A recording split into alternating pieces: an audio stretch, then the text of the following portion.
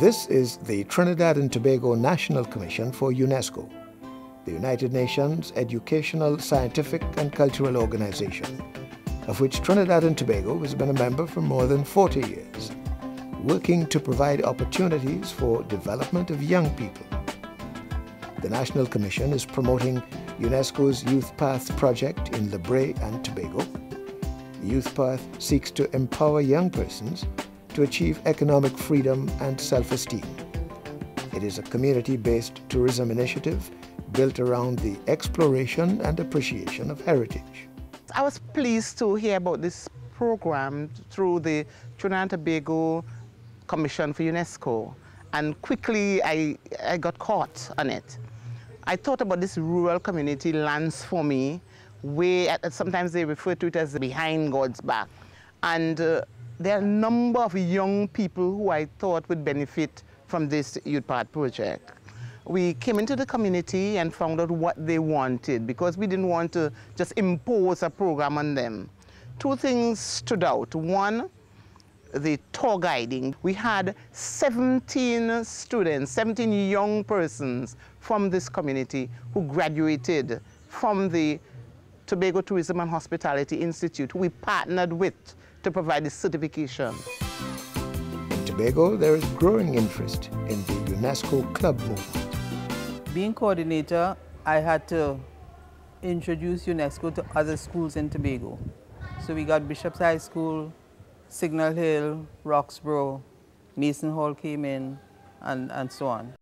Students were motivated to join, mainly because they were told that the chance of meeting students from other schools in Trinidad, in Tobago, in Caribbean region, and also the world was open to them.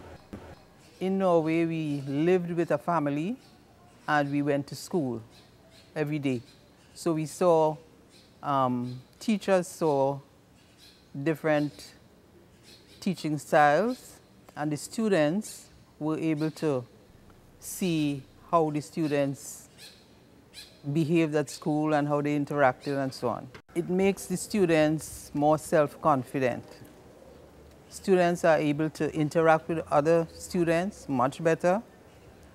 They get an outlet for their talents. These kids are motivated regardless of what. All we need to do is just channel that motivation. And one of the things the kids like is sharing culture, because we have had visits from ASP.NET School from Brazil. We have had people come across from Spain, and this gives the kids an opportunity to share in culture.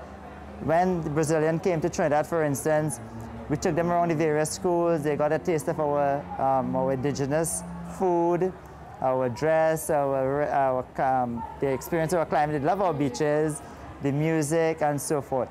And it gives our kids an opportunity not only to relate with each other on a cultural level, but personally, the kids would have told me that, they get a chance to develop leadership qualities, because most of the kids there are on the executive of their clubs within the schools.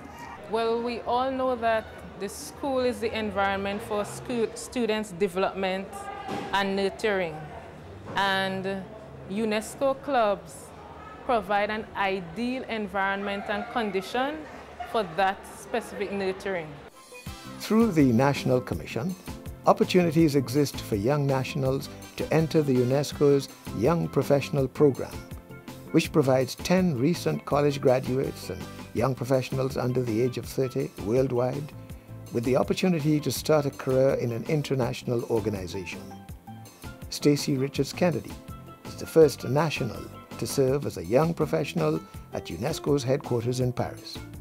The process to become a young professional at UNESCO began in 1997 for me, with the application process to the National Commission in Trinidad and Tobago. I remember the process was quite rigorous. I was interviewed in 3 languages and also asked about my technical expertise in international relations and different social science areas. And then from there, the National Commission prepared the groundwork for me to get to the headquarters in Paris in order to go through the second phase of the interview process. Experience working at UNESCO headquarters in Paris was very, very useful for me as a young professional in international development. Firstly, I was able to get hands-on experience working on development projects in different parts of the world, what it's like to interact with government agencies and civil society organizations in Africa, in Europe, in Latin America, and how you need, how you go about navigating that, the machinery of the United Nations to get things off the ground and implemented in the country. From there, I decided that I wanted to specialize in international development and development finance. So I went on to pursue further studies in Washington, D.C., and from there, go on to work with the World Bank and the IDB. UNESCO club activity nurtures the artistic potential of young people. John Thomas and Janine DeBeek are making their mark nationally and internationally. One of the shining examples is Janine DeBeek, a very talented singer. She attended the Manhattan School of Music. The National Commission named her as Ambassador for Youth. And she had been a member of the UNESCO Club, had learnt all the skills that I've spoken about. And that club nurtured her so that her talents, her abilities, her self-awareness, and her willingness to give to others, all these things were developed through the club. And this mixture of talent, ability, and potential, that would have been one of the reasons why she would have been named Ambassador for Youth. I think she's a shining example of what a club movement could do for a young person.